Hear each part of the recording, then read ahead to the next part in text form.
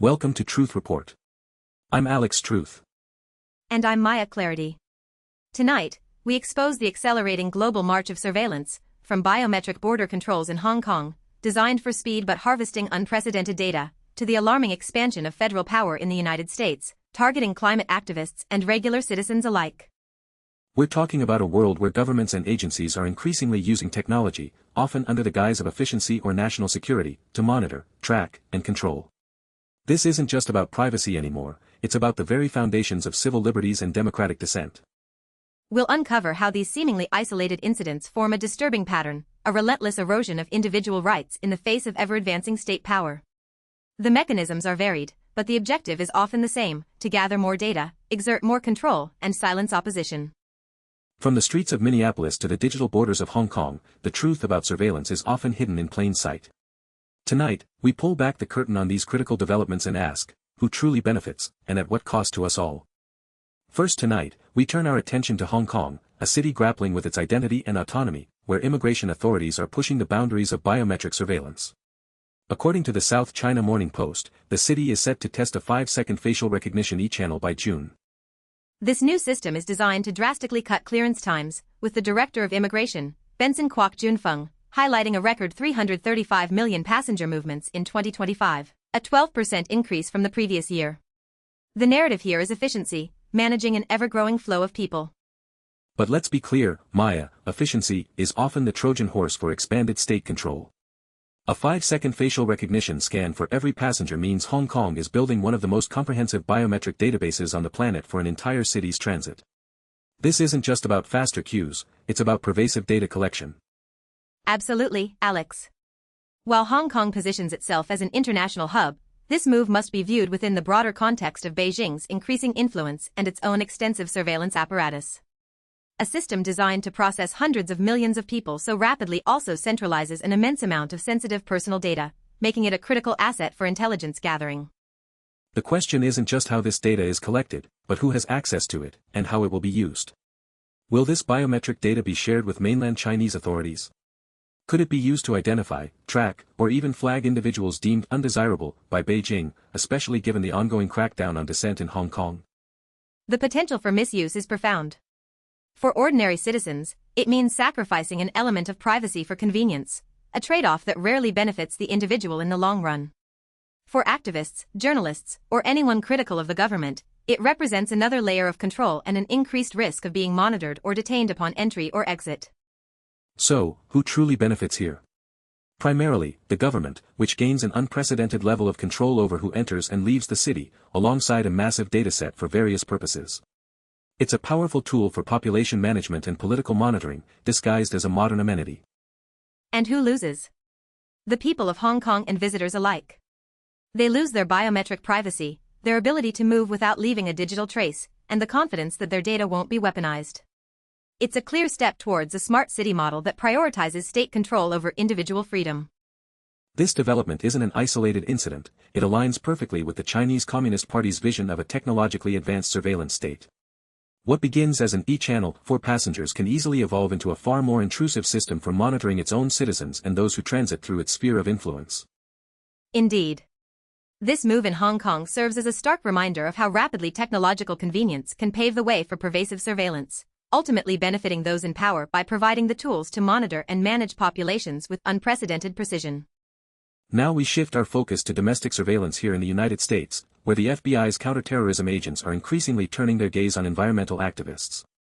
The Intercept reports a disturbing case where FBI agents spent weeks tracking a climate activist before showing up at his door. This isn't an isolated incident. The report suggests a possible FBI probe into Extinction Rebellion NYC and highlights a broader trend under the Trump administration of increased surveillance of activist groups. The term counterterrorism is being dangerously stretched to encompass peaceful environmental advocacy. To have counterterrorism agents, typically focused on threats like ISIS or Al-Qaeda, deployed to track and interrogate climate activists, is a severe overreach. It sends a chilling message: engage in protest, and you might find yourself on a federal watch list, your legitimate concerns reframed as national security threats. This reclassification has profound implications, Alex. By labeling environmental direct action as potential terrorism, federal agencies gain access to an array of invasive surveillance tools and powers that would otherwise be subject to stricter legal scrutiny. It's a way to circumvent First Amendment protections for speech and assembly. And the impact on democratic participation is undeniable. When activists fear that their advocacy could lead to FBI scrutiny, it creates a powerful chilling effect. People will self-censor, withdraw from groups, and hesitate to organize, stifling critical discourse and necessary challenges to power. Exactly. Who benefits from this? Primarily, the industries whose practices are being protested, fossil fuel companies, for instance, and the state apparatus that seeks to maintain the status quo. By disrupting and intimidating environmental movements, the government helps protect powerful corporate interests. Meanwhile, who loses? Environmental activists lose their right to free expression without fear of state reprisal. The public loses a vital voice advocating for planetary health. And ultimately, democracy itself loses, as the space for legitimate dissent is intentionally narrowed and criminalized. This tactic isn't new. Historically, the FBI has a long and troubling record of infiltrating and disrupting activist groups, from the civil rights movement to anti-war organizations, under programs like COINTELPRO. This latest revelation suggests a dangerous resurgence of those very tactics. The counterterrorism label is a powerful weapon in the state's arsenal, allowing for preemptive action and surveillance with less justification. When applied to peaceful activists, it represents a grave threat to the fundamental right to protest and demand change. This pattern reveals a deliberate strategy to delegitimize and suppress movements that challenge powerful economic and political interests, demonstrating how state power can be wielded to protect the established order, even at the expense of core constitutional rights. Our final story brings us to Minneapolis, where a shocking account from the Intercept details the aggressive and potentially illegal actions of federal agents. A Marine, observing the aftermath of Alex Pretty's killing, says he was detained at gunpoint, had his DNA sampled, face scanned, and most alarmingly, his phone cloned, all without a warrant. This is an egregious violation of fundamental rights, Alex. To detain someone at gunpoint, seemingly for merely observing a public event, then proceed to collect their biometric data and clone their personal device without any legal process, speaks to a deeply troubling expansion of federal power. The individual claims his phone was cloned, meaning federal agents potentially copied every piece of data on his device, messages, photos, contacts, location history. This isn't a quick search, it's a wholesale digital seizure, conducted without judicial oversight or probable cause. The Fourth Amendment explicitly protects against unreasonable searches and seizures, requiring a warrant based on probable cause. The alleged actions here, detention at gunpoint, forced DNA collection, facial scanning, and phone cloning, fly in the face of these constitutional safeguards. This is state-sanctioned digital theft. And the context here is crucial. He was observing in the aftermath of Alex Pretty's killing, a situation likely involving public unrest or protests. This suggests a targeted effort by federal agents to gather intelligence on individuals present at or near sites of perceived dissent, regardless of their actual involvement. This level of intrusive data collection, DNA, facial biometrics, and the entirety of one's digital life, creates an extremely detailed profile of an individual. This profile can then be cross-referenced, stored indefinitely, and potentially used against them or others in the future, even without any criminal wrongdoing. So, who benefits from such extreme measures? Federal agencies gain a vast trove of personal data and intelligence, potentially to identify and track perceived agitators or suppress future protests. It's a show of force designed to intimidate and control. And who suffers? The individual, stripped of their constitutional rights and personal privacy, enduring a traumatic and unlawful encounter. But also, the public, whose trust in law enforcement is further eroded by such heavy-handed and unaccountable tactics. It creates a climate of fear. This incident underscores the alarming reality that post-9/11 surveillance powers, initially justified for fighting terrorism, are now being wielded indiscriminately against ordinary citizens, particularly in contexts of social unrest or protest.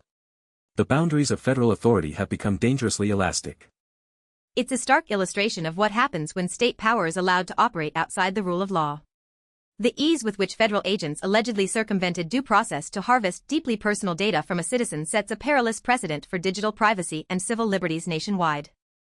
Maya, looking at these three stories, Hong Kong's biometric borders, the FBI targeting climate activists, and federal agents cloning phones in Minneapolis, a chilling pattern emerges. It's not just about isolated incidents, it's a global and domestic trend towards ubiquitous, often warrantless, surveillance. Absolutely, Alex. What connects these disparate events is the relentless expansion of state power, enabled by technology, to monitor and control populations. Whether it's the efficiency narrative in Hong Kong, the counterterrorism label for activists, or the brute force tactics in Minneapolis, the goal is always more data, more control. In Hong Kong, we see biometric data being harvested on a massive scale under the guise of speed.